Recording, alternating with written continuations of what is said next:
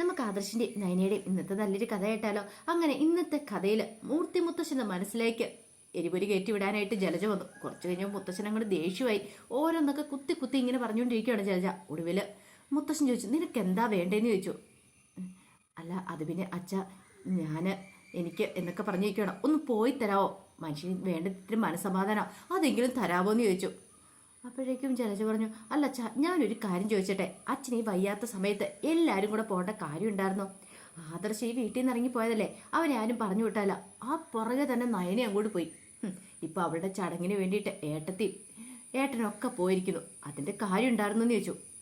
ജലജെ, നിനക്ക് പോണായിരുന്നു. അല്ല, നീ മറ്റുള്ളവരെ കുറ്റപ്പെടുത്തിയിട്ട് കാര്യമില്ല. ഇതും പറഞ്ഞുകൊണ്ട് എൻ്റെ അടുത്തേക്ക് വന്നേക്കരുത്. പറഞ്ഞു കേട്ടല്ലോ, എനിക്ക് നല്ല ദേഷ്യം വരുന്നുണ്ടെന്ന് പറഞ്ഞു. ആ സമയം ജലജ പറഞ്ഞു, അതച്ഛാ, ഞാൻ പിന്നെ കൂടുതലൊന്നും പറയണ്ട, ഒന്ന് പോയി തരാമെന്ന് ചോദിച്ചു. ഒടുവിൽ ജലജ അങ്ങ് തിരിഞ്ഞിട്ട് ചോദിച്ചു, അച്ഛാ, അച്ഛനെ കുറച്ച് മോരും വെള്ളം എടുത്തോണ്ട് വരട്ടെ? ആ കൊണ്ടുവാ. കൊണ്ടുവന്നേ എൻ്റെ തല വഴി അങ്ങോട്ട് ഊറ്റുന്നു ഞാൻ. നിന്നോട് ഞാൻ പറഞ്ഞോ മോരും വെള്ളം എടുക്കാനായിട്ട്? പറയുമ്പോൾ എടുത്താൽ മതി. പറഞ്ഞു കേട്ടല്ലോ. അല്ല, അതൊന്നും കൊണ്ടുവരണ്ടെന്ന് പറഞ്ഞു. മുത്തശ്ശൻ ദേഷ്യപ്പെട്ട് കഴിഞ്ഞപ്പോൾ ജലജ പുറത്തേക്ക് അങ്ങോട്ട് ഇറങ്ങി പോകുന്ന സമയത്ത് മുത്തശ്ശൻ ഓർത്ത്, ഇതുവരെയായിട്ട് മുത്തശ്ശി മെസ്സേജ് ഒന്നും അയച്ചില്ലോ.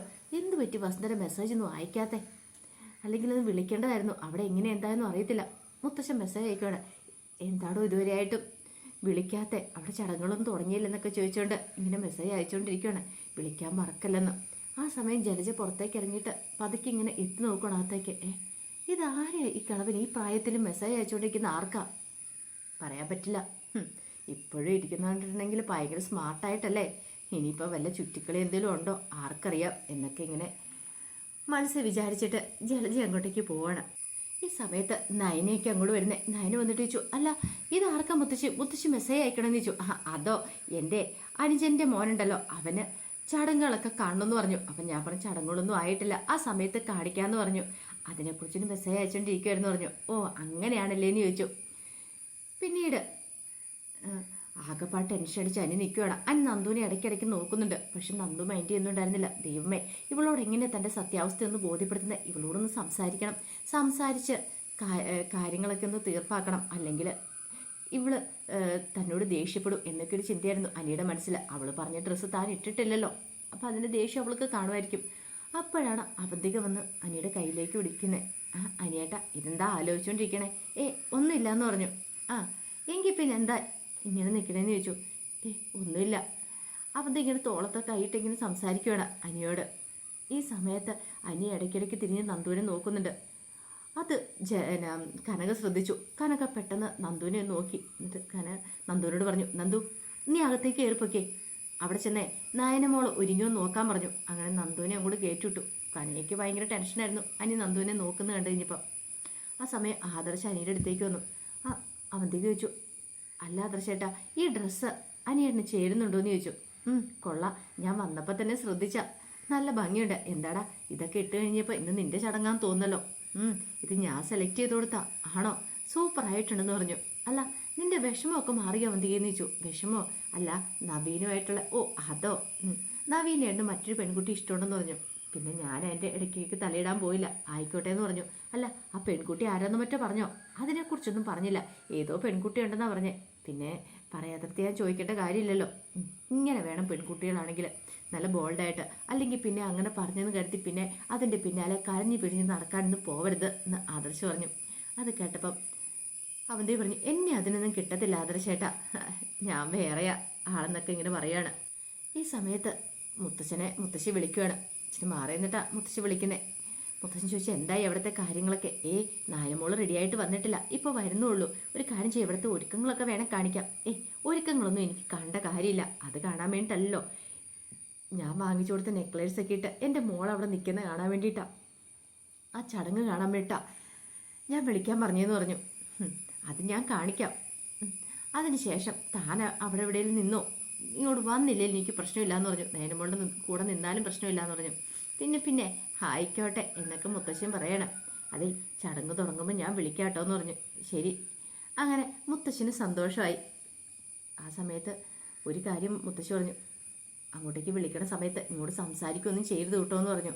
ഇല്ല, ഞാൻ സംസാരിക്കത്തൊന്നും ഇല്ല എന്ന് മുത്തശ്ശൻ ഉറപ്പ് കൊടുത്തു. ഇതേ സമയത്ത് കനക മുത്തശ്ശിയുടെ അടുത്ത് വന്നിട്ട് ചോദിച്ചു, അമ്മേ ഇവിടുത്തെ കാര്യങ്ങളൊക്കെ ശരിയായെന്ന് നോക്കിയേ, പിന്നെ എല്ലാം ഓക്കെ ആയിട്ടുണ്ട്. കനകം 3 പ്രസവിച്ചല്ലേ, കനകയ്ക്ക് കാര്യങ്ങളൊക്കെ അറിയാലോ എന്ന് പറഞ്ഞു. എന്നാലും ഞങ്ങളെ കൊണ്ട് പറ്റുന്ന രീതിയിൽ ഞങ്ങളെല്ലാം തയ്യാറാക്കിയിട്ടുണ്ടെന്ന് പറഞ്ഞു.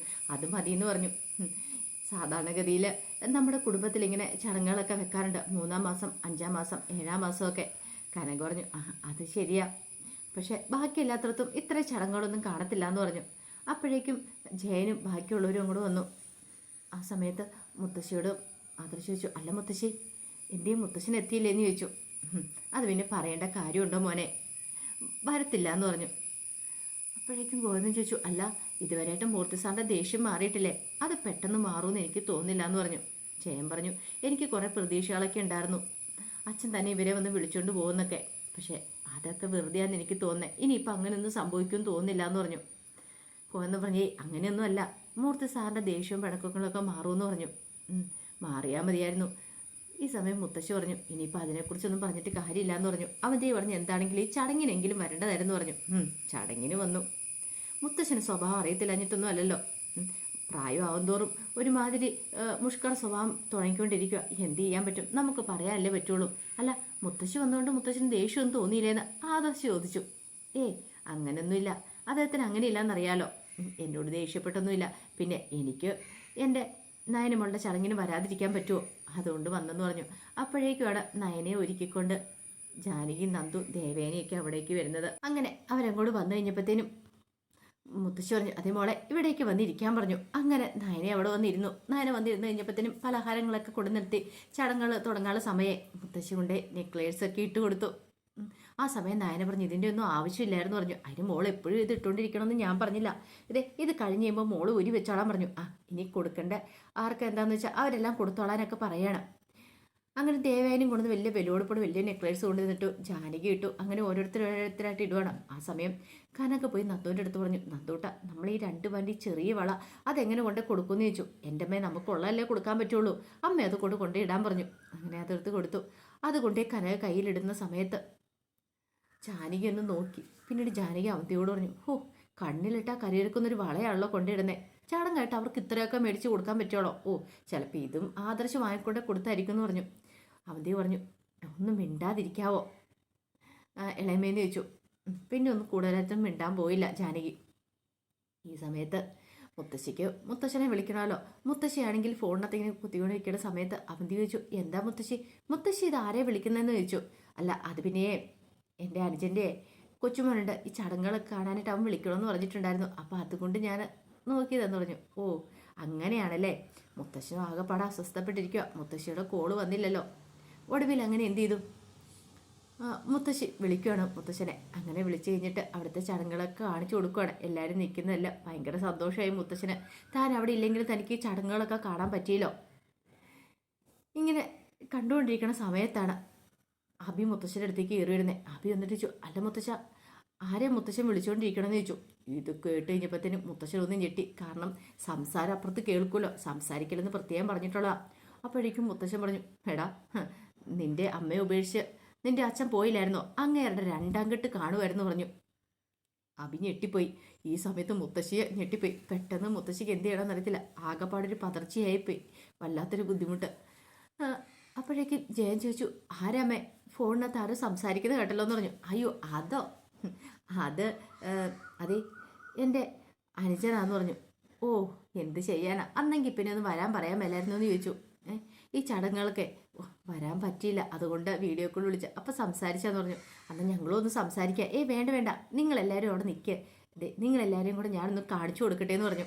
അങ്ങനെ മുത്തശ്ശി അവരെല്ലാം കാണിച്ചു കൊടുക്കുന്ന പോലെ ഇങ്ങനെ നിൽക്കുകയാണ്. മുത്തശ്ശിക്കാണ് ഭയങ്കര ടെൻഷനായിപ്പോയിരുന്നു. ഈ സമയത്ത് മൂർത്തി മുത്തശ്ശൻ അബിയോട് പറഞ്ഞു, എന്ത് കാണാൻ വേണ്ടി നിൽക്കുന്നതാടാ നീ? അല്ല അത് പിന്നെ മുത്തശ്ശ, നീ എന്ത് കാണിക്കാൻ ഇങ്ങോട്ടേക്ക് വന്നേ? ഒരു കാര്യം ഞാൻ പറഞ്ഞേക്കാം, നീ ചെയ്ത ചതികളും കാര്യങ്ങളൊക്കെ ഇവിടെ എല്ലാവർക്കും വ്യക്തമായിട്ടറിയാം. നവ്യൻ നീ ഇപ്പോഴും പറ്റിച്ചുകൊണ്ടിരിക്കുകയാണ്. പക്ഷെ ഒരു കാര്യമുണ്ട്, അതേ കാലമൊന്നും നിനക്കിങ്ങനെ പറ്റിച്ച് മുന്നോട്ട് പോകാൻ പറ്റില്ല. നിന്റെ കള്ളത്തരങ്ങളൊക്കെ പുറത്തു വരും എന്നുള്ള കാര്യം 100% ഉറപ്പാന്ന് പറഞ്ഞു. അല്ല അത് പിന്നെ ഞാൻ മിണ്ടാതെ കടന്നു പോടാ അവിടുന്ന്, എൻ്റെ മുന്നിൽ വാങ്ങും നിൽക്കുന്ന കണ്ടില്ല എന്നൊക്കെ പറഞ്ഞ് ദേഷ്യപ്പെടുവാണ്. ആ സമയത്ത് കനക പതുക്കെ തിരിഞ്ഞു നോക്കിക്കഴിഞ്ഞപ്പോഴത്തേനും നന്ദുവിൻ്റെ അരികിലായിട്ട് അനി പോയി നിൽക്കുന്നു. ഒട്ടും ഇഷ്ടപ്പെട്ടില്ല. കനക പെട്ടെന്ന് അവിടെ നിന്ന് എഴുന്നേറ്റു. അവരുടെ 2 പേരുടെ ഇടയ്ക്കിലേക്ക് പോയി തിരികെ അങ്ങോട്ട് കയറി നിന്നു. അപ്പോഴൊരു സമാധാനമായി. ഈ സമയത്ത് ജാനകി നോക്കുന്നുണ്ടായിരുന്നു. ഇടയ്ക്കിടയ്ക്ക് നന്ദുവിനെ നോക്കിക്കൊണ്ടിരിക്കും അനി. ഇവൻ ഇനി ആ ശരിയാക്കും എന്നുള്ള രീതിയിൽ പെട്ടെന്ന് അനിയുടെ അടുത്തേക്കുന്നു. എന്ത് കാണാനടാ നീ ഇടയ്ക്കിടയ്ക്ക് നീ നന്ദുവിനെ നോക്കണമെന്ന് ചോദിച്ചു. അമ്മേ ഞാൻ ദേ ഒരു കാര്യം ഞാൻ പറഞ്ഞേക്കാം, മര്യാദയ്ക്ക് ഇരുന്നോളെന്നൊക്കെ പറഞ്ഞ് ദേഷ്യപ്പെടുവാണ്. അത് കേട്ടിഞ്ഞപ്പോൾ അനിയൊന്നും മിണ്ടിയില്ല. അനിക്കവിടെ ഭയങ്കര വെപ്രാളവും ടെൻഷനായിരുന്നു. എങ്ങനെയാ ഒന്ന് അവളോട് സംസാരിക്കുന്നത്, അവളോടൊന്ന് സംസാരിക്കാതിരുന്ന കാര്യങ്ങളൊക്കെ എങ്ങനെയാണ് ശരിയാവുന്നതെന്നൊരു ചിന്തയായിരുന്നു. അപ്പോഴേക്കും ദേവേന പറഞ്ഞു, അമ്മയെ കുറേ സമയമായാലും അമ്മ വീഡിയോസൊക്കെ എടുക്കണേ, ഇനി ഒരു കാര്യം ചെയ്യാം, അമ്മ ഇങ്ങോട്ട് വന്ന് നിൽക്കുക, എല്ലാവരും കൂടെ ചേർന്നിട്ട് സെൽഫി എടുക്കാമെന്ന് പറഞ്ഞു. ആദർശ് പറഞ്ഞു അതെ, മുത്തശ്ശിയും കൂടെ ഇങ്ങോട്ട് വന്ന് സെൽഫി എടുക്കാൻ പറഞ്ഞു. അങ്ങനെ എല്ലാവരും കൂടെ ചേർന്ന് സെൽഫിയൊക്കെ എടുക്കുകയാണ്. അപ്പോൾ അതിൻ്റെ വിശേഷങ്ങളൊക്കെയാണ് നമ്മളിന്ന് കാണുന്നത്. ഇതിൻ്റെ ബാക്കി വിശേഷങ്ങളുമായിട്ട് വൈകുന്നേരത്തെ പ്രമോയി വരാട്ടോ. ഒരിക്കൽ കൂടി എല്ലാവർക്കും ശുഭദിനം നേർന്നോടെ നിർത്തുന്നു.